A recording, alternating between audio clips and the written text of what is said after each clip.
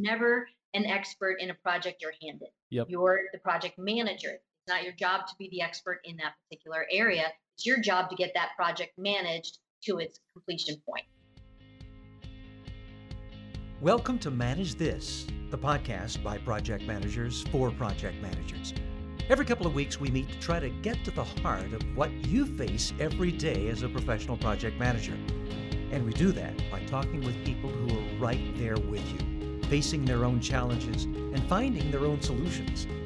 I'm your host, Nick Walker, and with me is Bill Yates, who thankfully is the one who keeps us on track around here. And Bill, we often hear in the news stories of accidents involving aircraft, railways, ships at sea, vehicles on highways. Our guest is someone right there in the thick of all those stories. She is, and we're going to talk about the National Transportation Safety Board and have a conversation with Michele.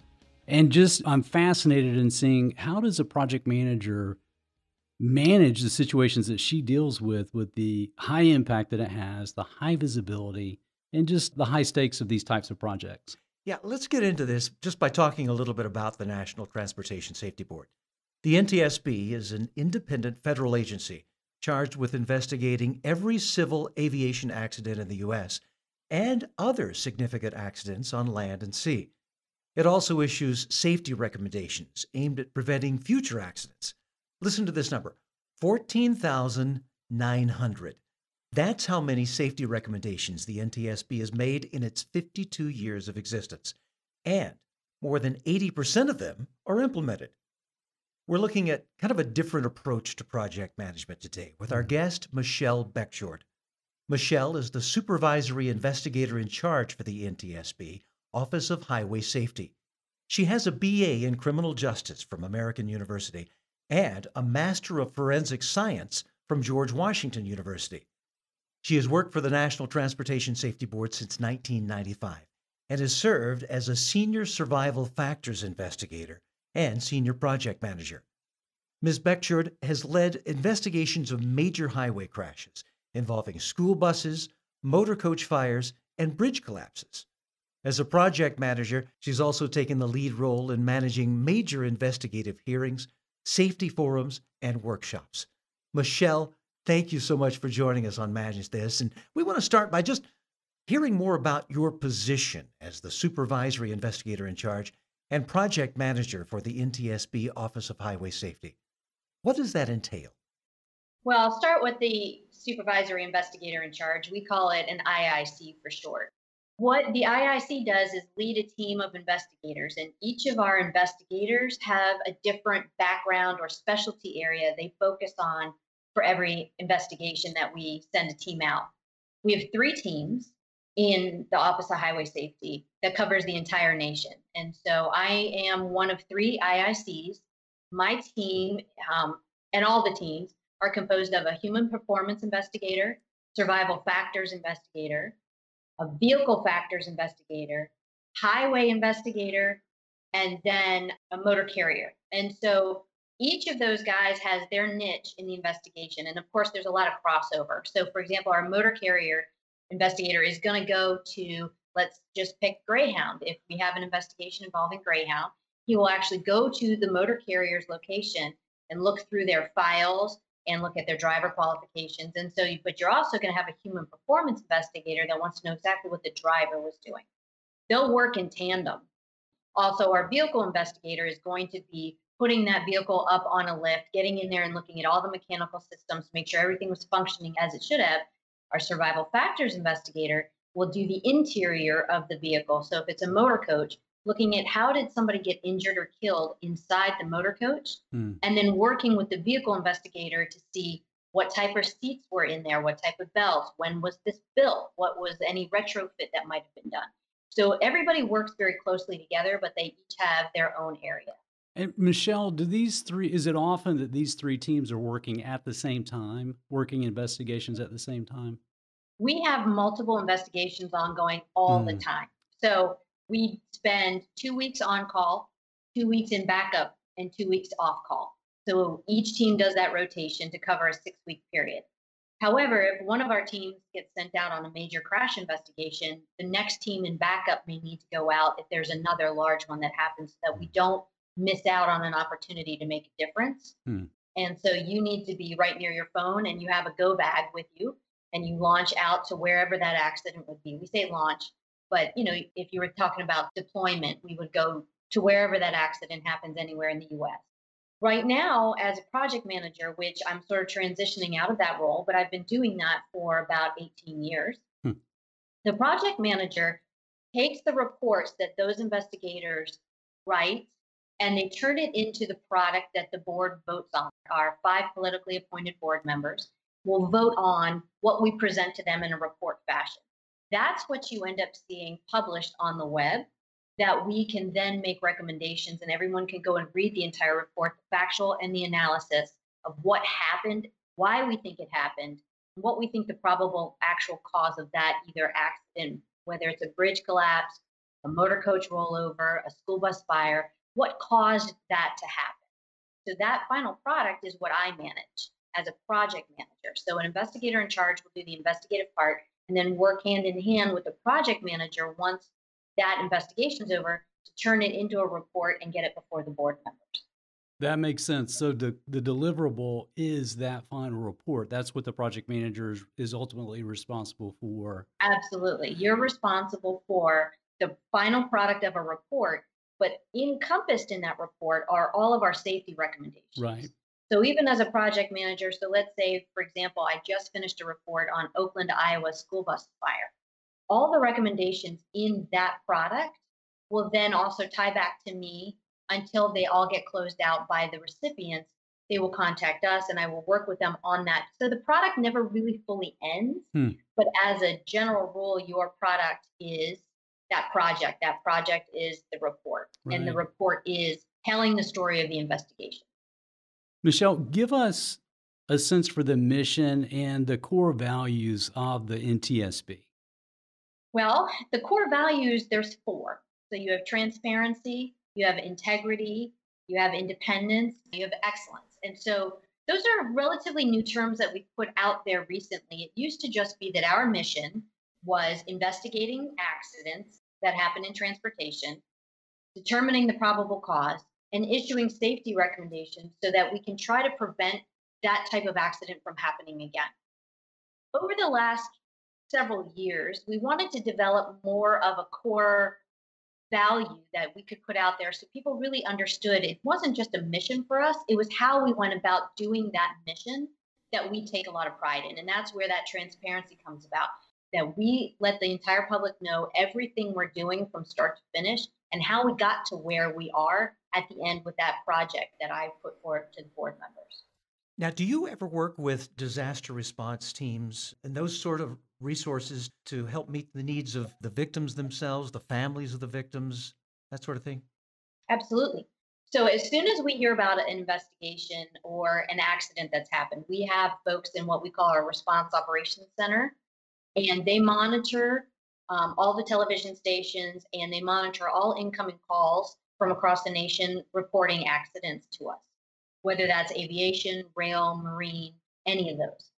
Once we learn of an accident and decide that we're going to go ahead and launch a team, we are immediately in touch with all those disaster response groups that you're talking about. And then we also have an entire group called a Transportation Disaster Assistance Office. What they do is they are the liaison between what's happening in the investigation and the families and friends of those involved in that particular accident or crash. Our TDA, Transportation Disaster Assistance folks, will then become the go between so that family and friends can understand what's happening immediately on scene. And then also throughout the entire process of the investigation from start to finish, as well as the product that we bring forward to the board until that project is done. And those TDA folks are our liaison with the Red Cross, the police department, any hospitals. So, for example, that would be part of emergency management services. If you want to know where your loved one went to a hospital, you would contact our TDA or we would contact you through our TDA to let you know what's going on immediately on scene. That's how we work pretty much from the very start with everybody on scene, all emergency services, disaster response. It's amazing how much your office actually does whenever there's an incident like this. I'm curious, you probably can't respond to every single highway accident or emergency. What criteria do you use to decide whether or not you're going to respond? Well, aside from the aviation, where they're required by law to respond to every single civil aviation crash, whether it's an ultralight plane all the way up to major investigation. Highway, we can't do that. We only have about 32 full time staff, and that includes our administrative officer, it includes our office director. So, really, when you're talking about three teams of about 6 people per team, it's not a lot to cover the nation. So, what we try to do is focus on either repetitive items that we see over and over that are causing accidents that we think if we highlight this particular accident, we can get some movement on the needle, right? That safety needle to push forward our recommendations. So, for example, school bus fires, that's been a very big issue in that industry. And we haven't really dealt with a school bus fire prior to our Oakland, Iowa report we just issued. So, we took that one because with the two fatalities involved, that was important to us. But we might also send a team out. For example, there was an accident in Seattle that did not happen all that long ago, a few weeks, where we sent a smaller team out because there was a female driver of a BMW who crossed over the median and struck a shuttle bus that was being operated for a hotel, which you would think that's a quite a small accident. But we're very interested on seatbelts in these smaller shuttle buses. And so Mhm. we sent a team for that issue area. So you have either a very large media presence will usually prompt us to send a team, or you'll have issue areas that we are very interested in, or you might have emerging technology. For example, we're doing a lot of Tesla crashes. We're doing a lot of automated vehicle crashes right now to try to help the public understand at what point their automated vehicle actually is versus what they're being told they can do. Hmm. So if your vehicle's in autopilot, it's not going to drive for you. We Right. want to highlight just exactly where we are with emerging tech so that people have a real good understanding of what they're getting into when they're purchasing that vehicle from a safety standpoint. Michelle, this brings me to the question, what is the most wanted list? That's obviously a big thing for you guys. What is your most wanted list? Our most wanted list are those big areas that we see really are almost always repeated in our probable cause as to what caused an accident. And sometimes those transcend all the different modes. So, for example, while we have distracted driving as a very large issue in highway and causes a lot of fatalities on the roads, you can also consider distracted operations that would also be happening in railroad, for example. We've had some crashes in the past where we've had rail operators that were looking at their cell phone or were doing some other activity while they should have actually been operating the train. And so that is an area that we look at. One of the other things on our most wanted list, which are issue areas that we want to have the most impact with, would be something like medical fitness. So, medical fitness of your pilot of your 737, medical fitness of the driver of the school bus that your kids are on, medical fitness for the pilot that would actually be taking a cargo ship through a channel in New Orleans. So, that would cover highway, marine, Hmm. aviation. Right. So those issues on our most wanted list are the ones that we revisit every single year, and the board members will vote to make sure that those are really the hot topics that we find we can do the most good with our safety recommendations. Those are the areas we find are causing the most crashes or accidents. Hmm. I want to ask a follow-up question on that. Many project managers work in organizations where lessons learned pop up out of every engagement, out of every project. And one of the things that I hear consistently in different organizations is, hey, we do a great job of identifying lessons learned. We do a terrible job of sharing that. One Mhm. project team knows it or another department knows it, but we need to get better at sharing that. How has your organization approached that? Because obviously you're very mature in your approach to sharing those lessons learned. I think one of the things that we do really well is that we have a phenomenal communications office. So they are doing a lot of outreach and advocacy. They have a blog. We have a YouTube channel, which I think is phenomenal Hmm. for folks to take a look at.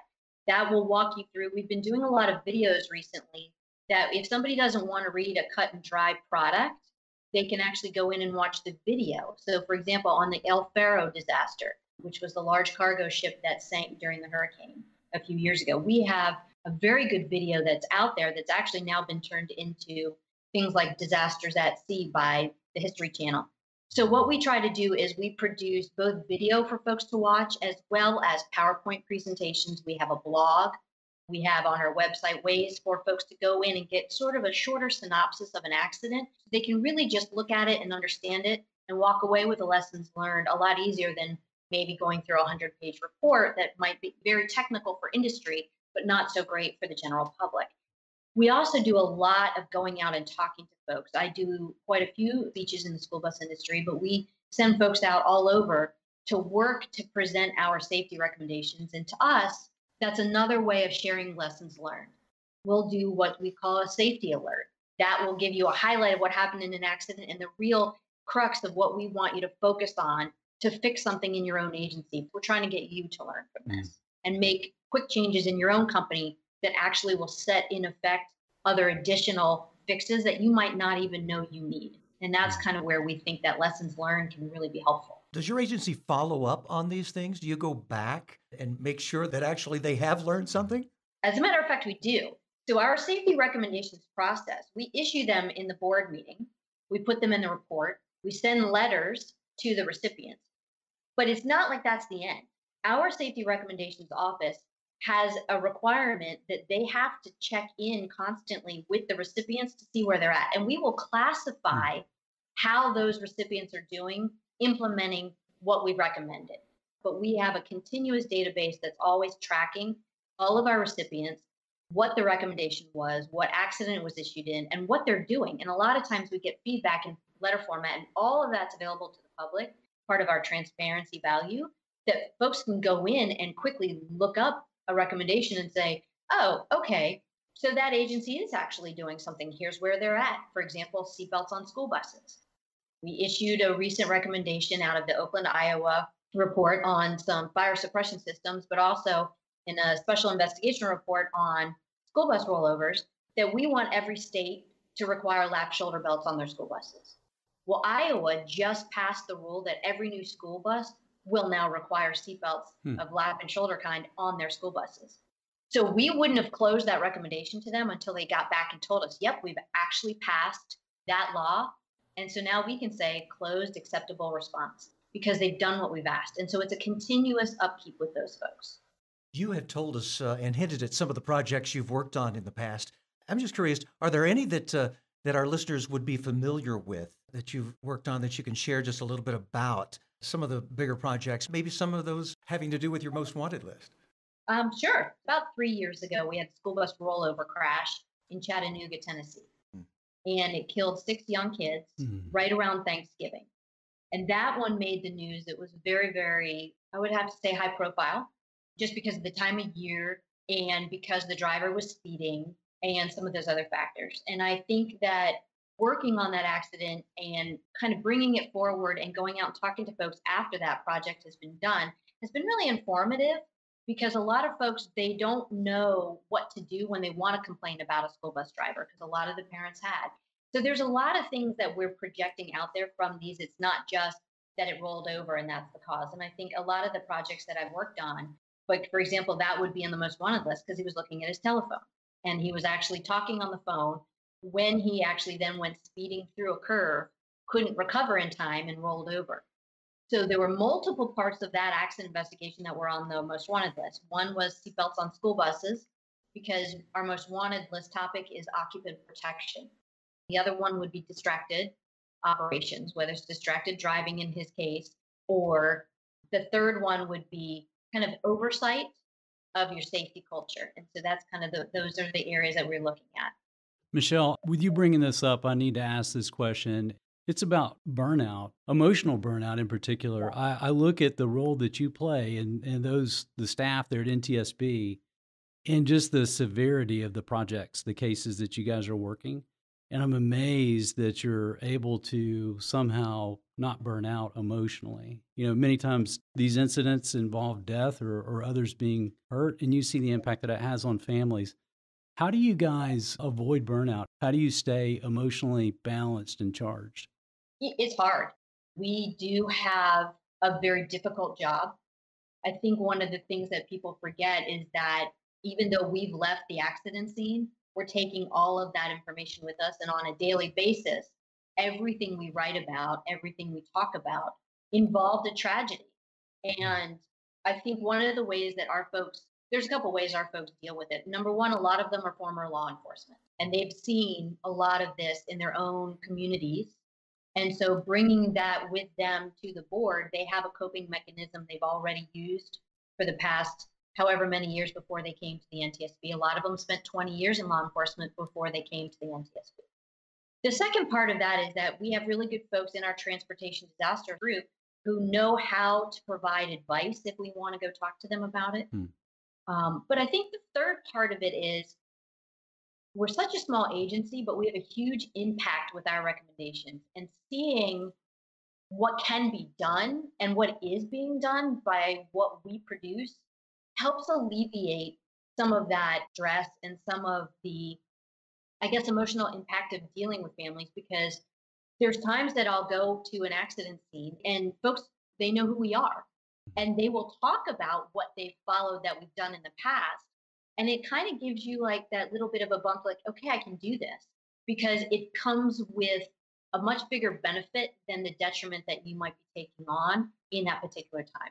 I'm not going to say it's easy, but there's always that light at the end of the tunnel. I've been working on seatbelts on school buses for the better part of my entire career, 20, 25 years. And to see states finally approving that and getting them on their school buses makes it worth it for everything that I've sort of lived through all these years. Hmm. So those are the reasons why I think our folks are able to do it, but it does take its toll. Yeah, that's very relatable. I think of others that we've had on the podcast in the past who have tackled big issues that take a long time to get there, and some of them are life or death things.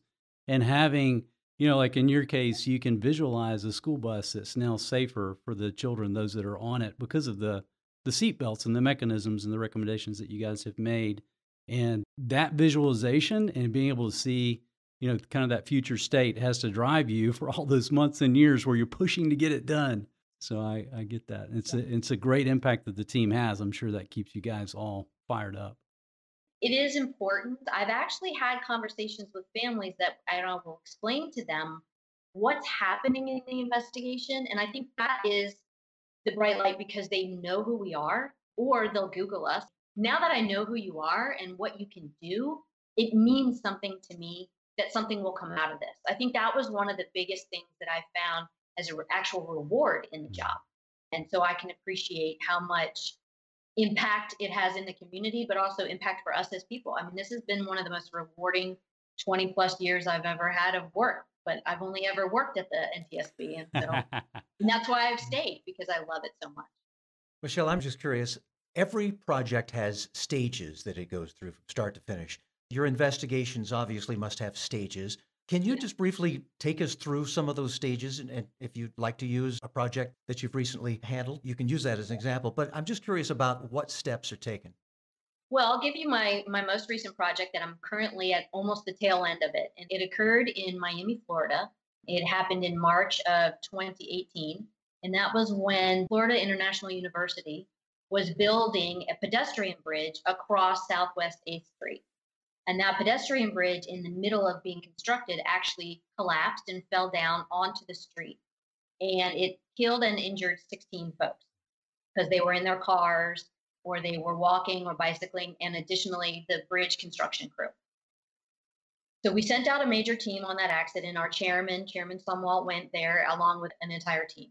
I'm actually the project manager, not the IIC, on this project. So what ended up happening was we did our investigation on scene. So that's one phase. And they do everything on scene to gather as much evidence and information as they can. The second stage is that when they come back to headquarters, or to, if they telework from their home office, they bring with them some information, but they continue to gather facts. And we have spent numerous weeks returning to Miami to go back and revisit the debris, to do testing, to interview. So you've got stage one on scene immediately, stage two, where you may return to the scene or to go out and interview folks or go to a company, their location, which may not be where the accident happened. So you have a lot of factual gathering.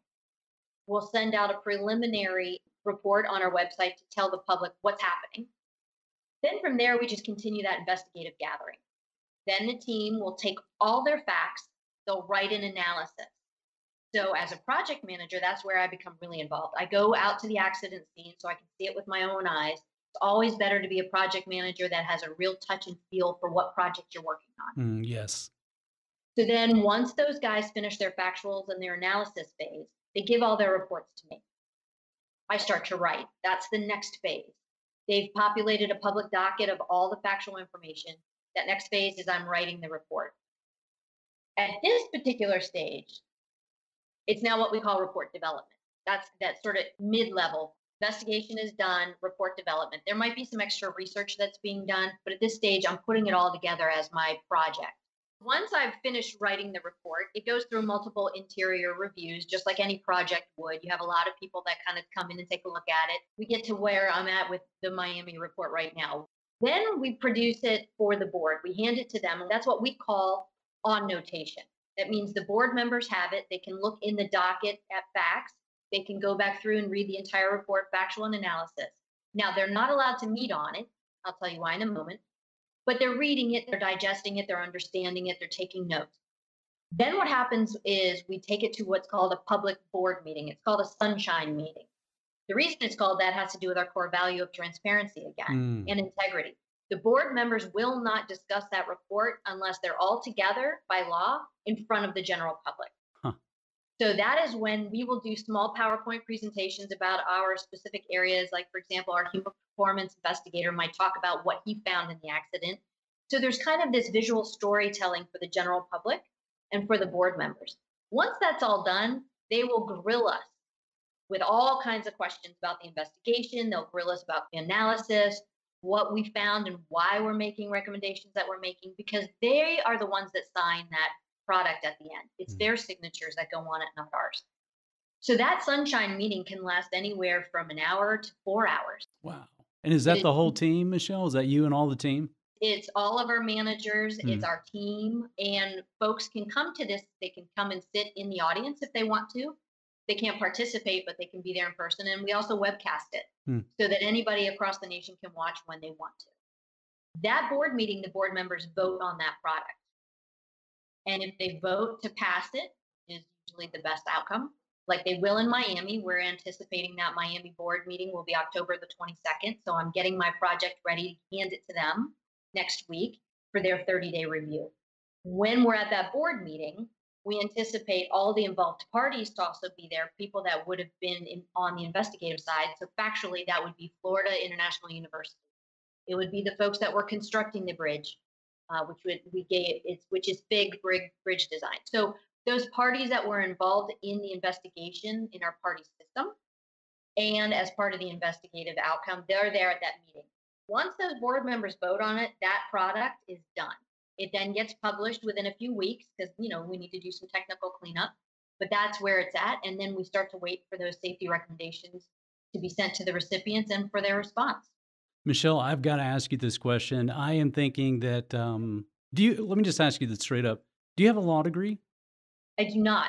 So I don't either, but there are times at work where I feel like I'm having to play attorney. And I'm sitting here just shaking thinking, if I had to produce a report, if my deliverable was something that was going to be read in public about often a tragic event and could have ramifications for big companies in the industry, perhaps school bus manufacturers or airplane manufacturers, et cetera. There's a lot at stake. So these are high stakes communications that you have to provide. I guess my question is, how did you grow into this? How did you figure out, okay, what do I share? What do I not share? What's appropriate? What's not appropriate? What words do I choose? And I don't have a law degree, so what am I doing here? For every case, you're learning something new. I would assume that would be kind of something that would go across the board for almost all project managers. Yes. You're never an expert in a project you're handed. Yep. You're the project manager. It's not your job to be the expert in that particular area. It's your job to get that project managed to its completion point. That's the same for us. Now, at the NTSB, we have a limited number of staff.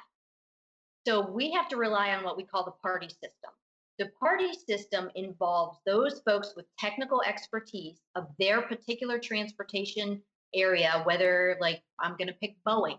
Even if we have an accident involving a Boeing airplane, we would have technical, we wouldn't have attorneys or insurance, but we would have the technical people at Boeing walking us through side by side as we're investigating that accident so that they Mm. can point it out and say, that screw belonged on that portion of that wing, because that's what they know. Right. And that's how the party system works. That's why we have to be as transparent and keep up the integrity reputation we have, is because people get a little concerned with the party system because they think, well, isn't that the very folks that are involved? Yes, Mm. but we're independent, one of our other core values.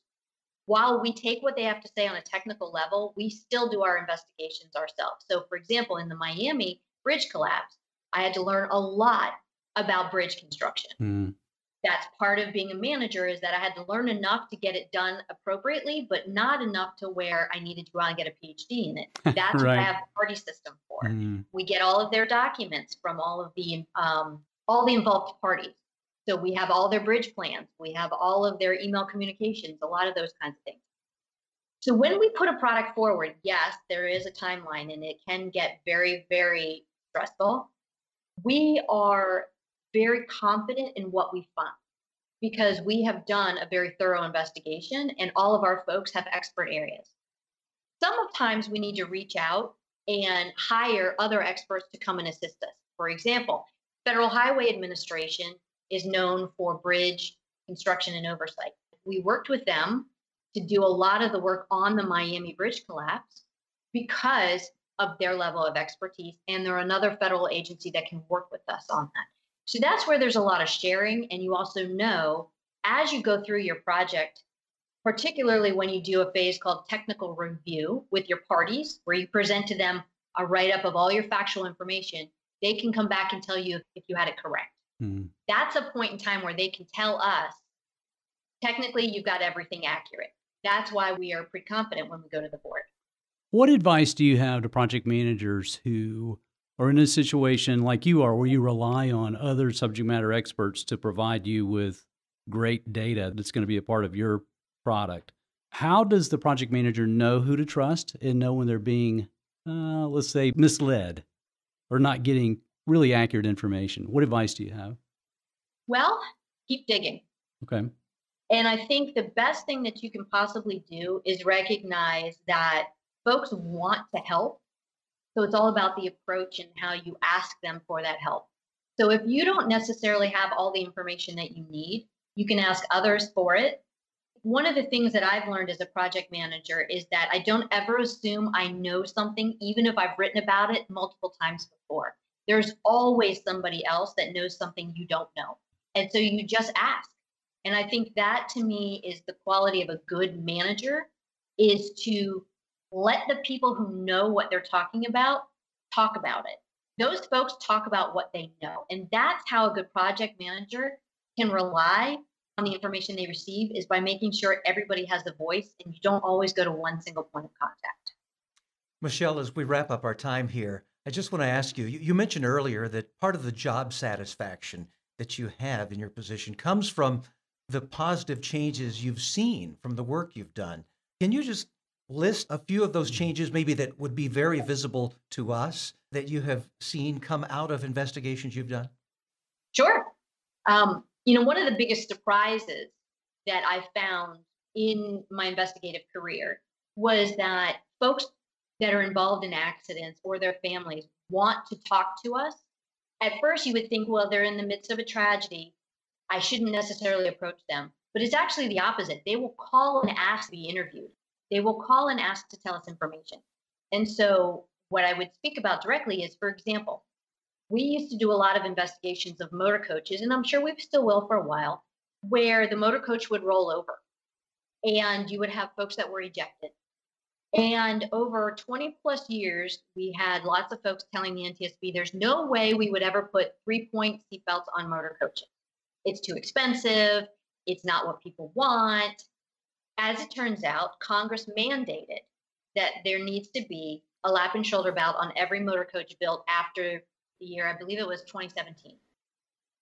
That's huge because I don't think folks have ever really realized, for example, if your child is going on a ski trip through his high school or her high school, and you say, sure, that's great. You sign off on that waiver, and that kid goes and gets on a motor coach and goes on a ski trip, and there's an accident with that motor coach.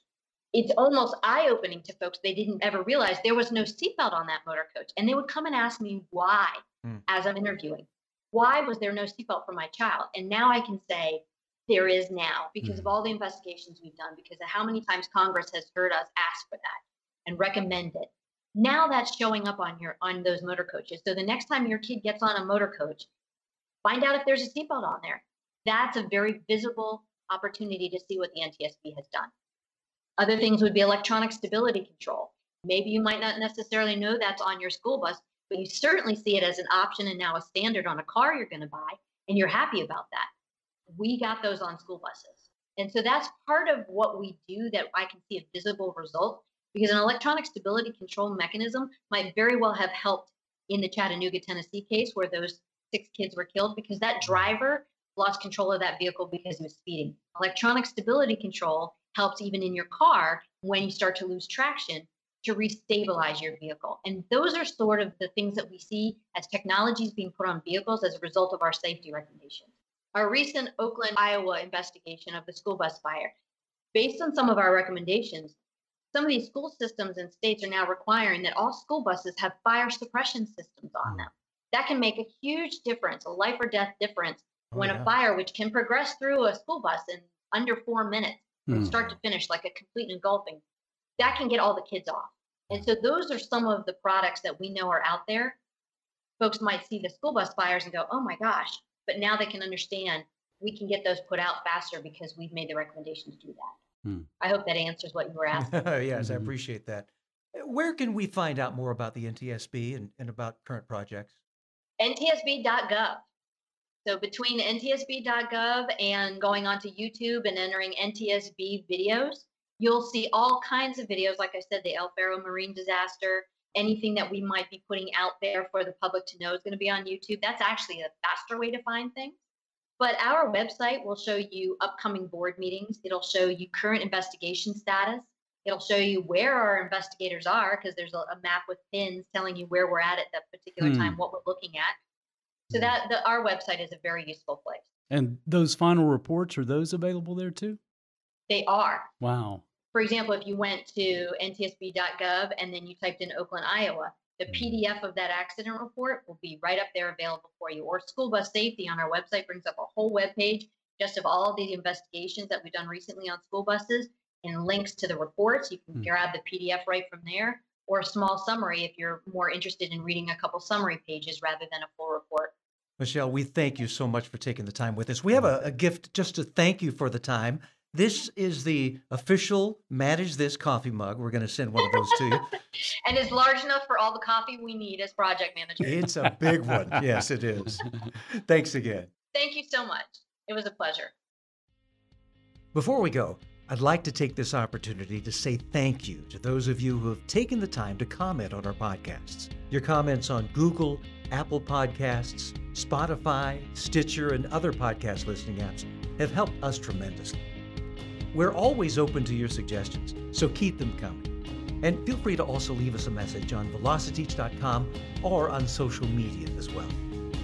And while we're at it, don't forget to claim your free PDUs, professional development units, for listening to this podcast. Go to velociteach.com and choose Manage This Podcast from the top of the page. Look for the button that says Claim PDUs and follow the steps. That's all for this episode of Manage This. Be sure to listen again on November 20th for our next edition. Until then, keep calm and manage this.